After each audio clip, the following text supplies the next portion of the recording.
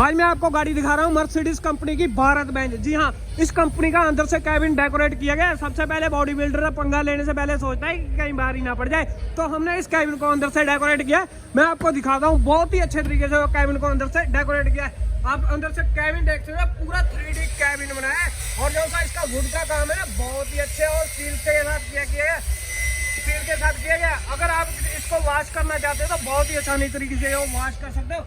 Cabin आपको अच्छा लगा तो हमारे द्वारा दी गई इन्फॉर्मेशन आपको अच्छी लगी हो तो चैनल को लाइक एंड फॉलो जरूर कर लेना। मैं मिलता हूँ आपको ऐसे ही ग्राउंड लेवल की वीडियो के साथ। जय हिंद, वंदे मातरम।